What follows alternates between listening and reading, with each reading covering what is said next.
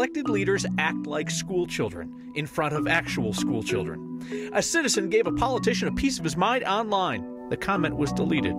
Is that legal? A Holocaust survivor asked students, please do not let the world forget. An inmate passing time, making the jail a bit beautiful. And remember the bald eagle mourning its mate after the blizzard. There's a new man in the nest. Next. Our state legislature has devolved to a pretty embarrassing state. Petty tricks and payback, insults and accusations. Calling it childish would be an insult to the actual children who were quite well behaved when they came to watch our legislators work. And instead of working, found them arguing. Here's politics guy Marshall Zellinger.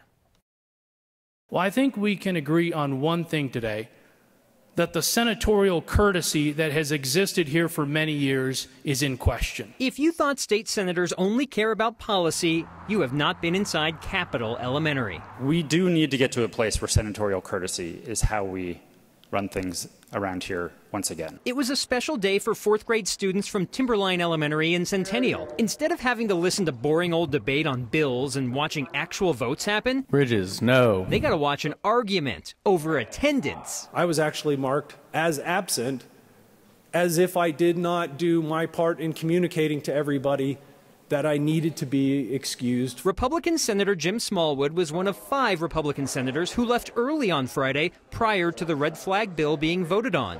They were marked absent instead of excused, and they wanted that changed. It's important for kids of all ages to know how the process works. And it's not always pretty. It's not always fun and games. And today certainly wasn't fun. As one of the fourth grade teachers told me, she wishes her students had witnessed an actual vote and not a challenge to a previous day's roll call. So we're in kind of a weird tug-of-war back and forth. And how that tug-of-war ends, I don't know. We are not children. We are not in grade school. We are senators. We are in the Colorado Senate. I hope for the rest of this session we can act like it. It really doesn't matter that 5 senators were absent, because absent, excused, whatever, the vote still counts the same. You didn't vote. And at least 4 of those 5 absences were known ahead of time, just not by the Senate president. So this was clearly about rules and respect and not actual attendance. What we've seen in the Senate is about to bleed over to the House because of that oil and gas bill. It still doesn't have that petition clause that will allow voters to collect signatures to try to overturn what lawmakers are trying to pass here. And the top House Republican just warned me the House Republicans may start stalling. If they just put a petition clause on it in place of a safety clause, then we could continue business as usual. But if they're unwilling to do that, then we're going to be forced to use some of the similar tactics and slow the process down because they're unwilling to give the voters that ability to petition their government. We've not seen relationships like this work this way. In the House, the majority and minority get along, and Patrick Neville told me they get along right now. They don't have that conflict like they have in the Senate, and that could change by next week. Yeah.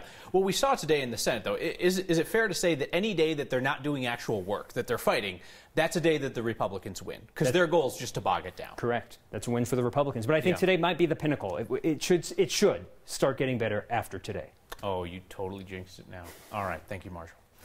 Rural Colorado's revolt against the Democrats' red flag gun control bill continues. As of now, more than half of Colorado's 64 counties have passed resolutions indicating that they will not enforce this if it becomes law. Tonight, the City of Pueblo's council will consider doing the same. And the City of Craig has passed a resolution in support of Moffat County's stand. The most prominent Republican to support that Democratic effort to have judges be able to take guns away from people who are deemed a threat is Douglas County Sheriff Tony Spurlock. Spurlock is now facing a recall over the red flag bill. It's legislation that's named after a fallen Douglas County deputy, Zach Parrish. The people who want to recall Sheriff Spurlock will need 33,751 signatures. It's a quarter of the votes Spurlock got when he was reelected in November. If they can do that, then the recall goes on the ballot. Spurlock has basically said, bring it on. Most of rural Colorado sheriffs say that the Colorado Democrats are not respecting the Second Amendment. Senate President Leroy Garcia is facing a federal lawsuit now accusing him of violating the First Amendment. There's a constituent suing Garcia for blocking this guy from his Facebook page. Our Steve Steger explores a relatively new area of law. This story starts right here on this program. There are now 2 people at the Capitol who appear to have the same job. Back in November, we reported on Democrats in the state Senate firing a nonpartisan staffer. The story upset Pueblo resident Alexander Armijo so much that, according to a lawsuit, he called the office of his state senator, Leroy Garcia, and asked for a statement. Armijo says the staffer on the other end of the line said no comment and hung up the phone. So Armijo decided to post his frustration on Garcia's Facebook page in a comment, complete with a link to our story. Days later, the lawsuit says, the comment was deleted and Armijo was blocked from Garcia's Facebook page. Now Armijo is suing Garcia in federal court. A private individual can always block someone they don't like on Facebook or Twitter. But that isn't true if you're using Twitter as a political tool. 9 News Legal Beagle Scott Robinson says these kinds of cases are relatively new ground, but judges seem to find that government officials are different than the rest of us online. The idea that a social media site could be a public forum, it may seem a little awkward, but in fact, it serves the same purpose as a public meeting. So a spokesman for the Senate Democrats said they have not received the lawsuit yet, so they can't comment on it. But he said he finds it concerning that Armijo and his attorney went to the press before sending the suit to the Senate president. The attorney who's handling this told me today that he has filed 2 similar cases in Colorado, and both have been settled before a judge could rule. Kyle. Speaking of needing a ruling, did you say Legal Beagle? I did say Legal Beagle. It's Legal Eagle. It's Legal Beagle. I don't think that it's Legal Beagle. I'm pretty sure. I've heard Legal Beagle before, and Legal Eagle. Simply the fact that you've heard something does not make it a thing. Okay, all right. Viewers will settle this. They settle everything every time. Legal Eagle. We've been keeping you updated on the 2 groups formed to recall Governor Jared Polis. These groups blame the oil and gas regulations the Democrats are pushing through, along with the National Popular Vote bill and that red flag gun control bill that we talked about. The Greeley Tribune looked into the people who are organizing the recall effort against the governor, and the Trib reports that 2 leaders of that effort have a history of sharing anti-Semitic posts on Facebook. It's interesting because Polis is Colorado's first Jewish governor. According to the Tribune, Shane Donnelly, one of the administrators of the Recall Colorado Facebook page, has posted that, quote, Hitler was good to the German people. Also mentions that the administrator of the Facebook page, Judy Spady, frequently shares posts blaming Jews for 9/11. While the page encourages people to reach out to the Resist Polis PAC effort, they're not working directly together. They just support a common aim. We have a link to the Greeley Tribune article on the next Facebook page. Denver's latest nonstop international flight has a bit of an asterisk for the time being. We've told you that Cayman Airways cannot promise that it can get passengers to and from the Caribbean without a stop every time, because the airline had to ground its Boeing 737 MAX 8 jets. Cayman Airways got back to us with new information about how these heavily advertised nonstop flights would work if a stop is required. A Cayman spokeswoman says they've been successfully making nonstop flights using 737-300s and 767-300s. But if the weather and the flight path and the passenger load all combine to dictate that they need a refueling stop, they will schedule it in advance and passengers will be notified before they board. Cayman says adding a fuel stop should be highly unlikely. Do not adjust your televisions. We're having an audio issue there with that piece of sound. I wasn't actually talking loudly, then talking quietly, then loud again. We'll try to get the audio fixed. Cayman grounded its Boeing 737 MAX 8 fleet before American regulators did the same, before the FAA took action stateside. Cayman specifically added those planes to its fleet in order to be able to do longer nonstop flights like that route to Denver. It's a sign of a confusing and seemingly dangerous situation out at the airport, if you don't know the bigger picture. Next viewer named Billy Massor shared this photo with us of an employee at DIA out smoking on the tarmac. There you see smoking area, but look right there, it says no smoking. What's in that green box? Is it scary and dangerous? And why would you allow smoking right there if you can't next to the green box? An airport spokesperson says, yes, that is confusing when you look at it like that, but the no smoking sign is not about a danger in the box. It's because there's a door just out of frame of that photo. That's what they don't want people smoking near. So smoke on, DIA employee. You're in the safe zone. Hey, have you ever seen this bad boy rolling around town? You kind of double take. What exactly is that? That would appear to be business in the front, taxi in the back.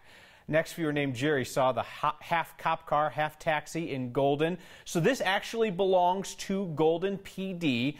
It's part of their Project Sober Hero program. Metro Taxi donated the vehicle to be turned into a billboard on wheels.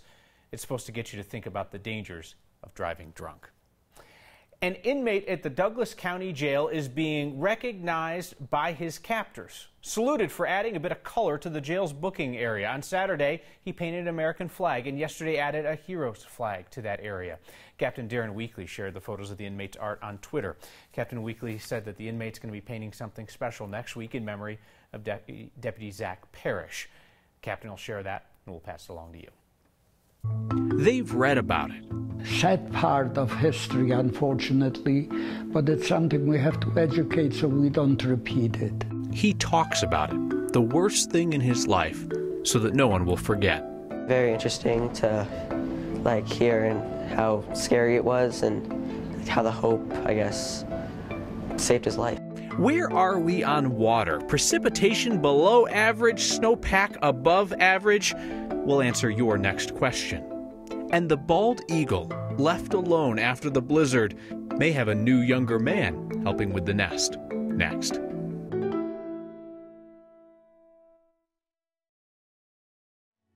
Our next question comes from a viewer named Debbie. She wants to know how the average annual precipitation is calculated. Debbie heard that we're still 6 inches below average with precip, yet our map shows snowpack 100% above average.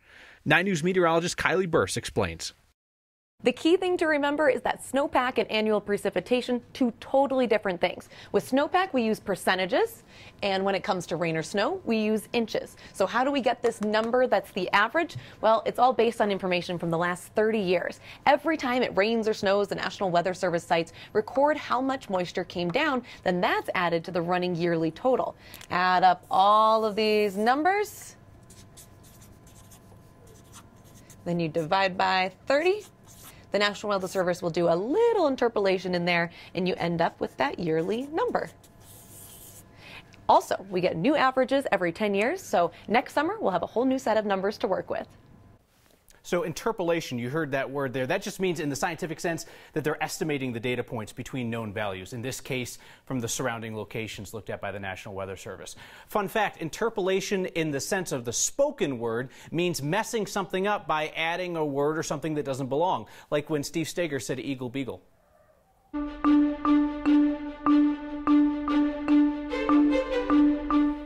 You go, girl. Way to dazzle them with science and weather facts, Kylie. And you know what? Here it is on Monday. And yeah, it's Monday, but if it's going to be a Monday, how about it looks like this? Sunshine with temperatures in the 50s, actually right exactly where we should be for this time of year. And we go warmer tomorrow. Tracking a weak upper air disturbance that's exiting Colorado, getting ready for the next system that's moving on shore in California. But with high pressure anchored here in the storm track to the north, that means a warming and drying trend that'll see highs in the 60s tomorrow, 70s on Wednesday, before this storm brings a return of rain and snow just in time for your weekend. Figures, right? In the meantime, tonight, nice. Get out if you can. Sun's still out. And we've got 33 degrees will be your low tomorrow morning with light winds and a cool start to your day. Kids are going to want to wear shorts to school if they're not on spring break, with upper 60s tomorrow, mid 70s on Wednesday. Rain showers Thursday mixing with snow Friday night. Storm is out of here Saturday, but a cool and windy start to the weekend. Saturday's high 42, but we're back to 50s with sunshine on Sunday afternoon. Kathy, thank you. It was the saddest story in all last week, honestly. That bald eagle near Littleton that lost its longtime mate right around the time of the blizzard. Well, guess who already has a new man in her life? That didn't take long. We touched base with the wildlife photographer, Winston Herbert, who's been watching that old eagle pair for years, and he reports that a new male companion was in the nest Friday morning. Herbert says he saw this juvenile eagle, younger man, twice over the weekend. His neighbor saw the pair again this morning. So wait a second, if he was there last night and he was there again this morning, it's really none of my business. Colorado Parks and Wildlife couldn't confirm for us that they do believe that this pair has now mated. They said it's not typical for an eagle to find a new mate within a week, but you know what? Listen, it's her life. Who are we to judge? Did you or anybody you know get engaged at Union Station over the weekend? Because if you did, Jeff Jordan from Cincinnati accidentally captured your proposal on video. He was in town and he was recording because Union Station is beautiful, and then he realized only afterwards that he had caught a proposal on tape. He heard the clapping. So he turned to the internet, posted it on Reddit looking for the couple, and at this point, still looking. I think it's very important to educate especially the young who are our future leaders. Future leaders learning a very personal history lesson. Let them know what uncontrolled hatred did and can do. And the most Colorado thing we've seen today is a very permanent loyalty pledge. Next.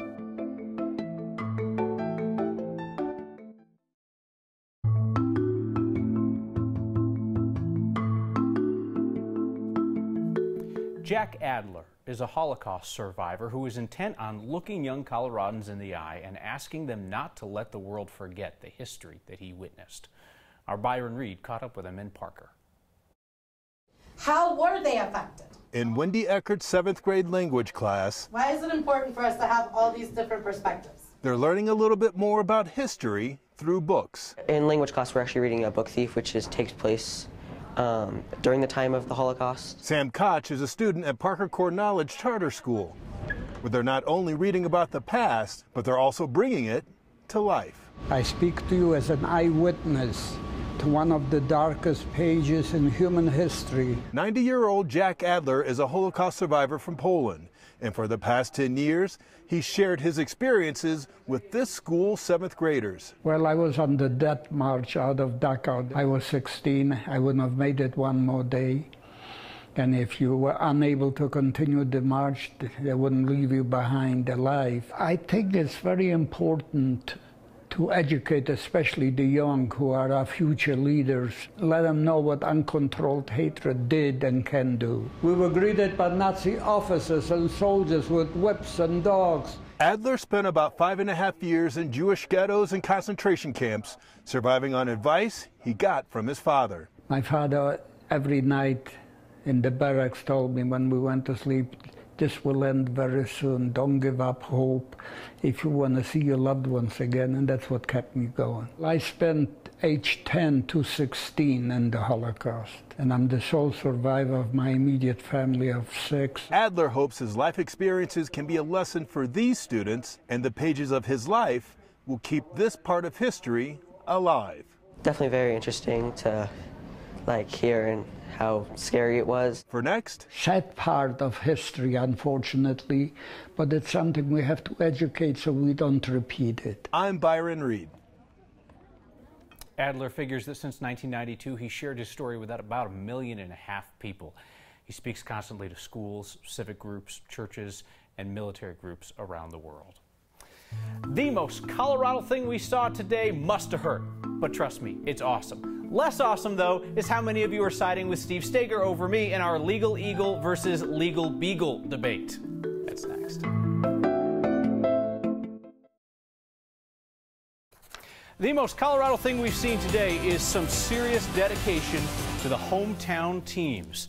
Chris Gettler shared this photo of his newest tattoo. So you got the state C, and then the logos for the Rockies and the Avs and the old Broncos logo, the Nuggets logo. It kind of looks like it spells out Colorado if you look at it real quick like that. Chris says it's a $300 tattoo, and his guy's not done. Meyer Delgado is the one working on the tattoo, and they're going to keep adding to it. Share the most Colorado thing you've seen with the hashtag HeyNext.